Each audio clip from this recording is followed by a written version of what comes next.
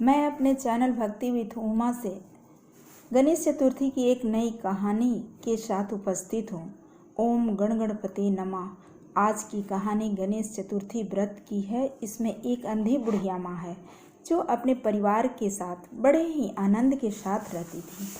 वो नित्य प्रति पूजा पाठ किया करती थी, भगवान को भोग लगाती थी, भगवान को आरती दिखाती थी, घी के दिए जलाती थी, फूल चढ़ाती थी।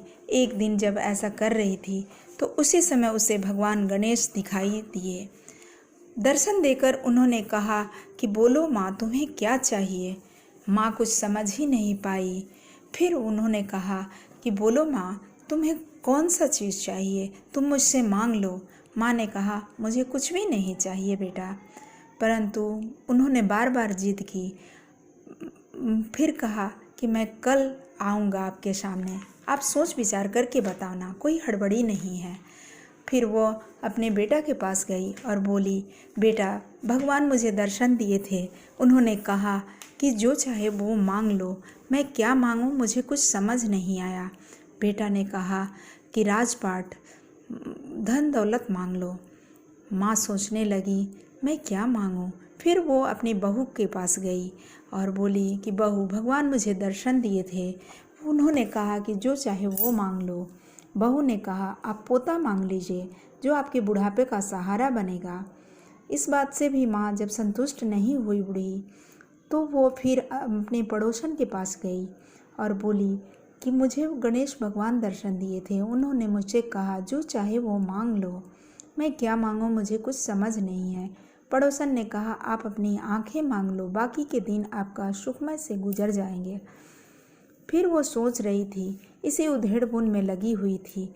रोज की तरह वो पूजा कर रही थी, गणेश भगवान की मंत्र पढ़ रही थी, फूल सजा रही थी, लड्डू चढ़ा रही थी, घी के दिए जला रही थी। उसी समय गणेश भगवान प्रकट हो गए और आकर के बोले, बोलो माँ, तुम क्या चाहती हो। माँ ने कहा मुझे कुछ भी नहीं चाहिए।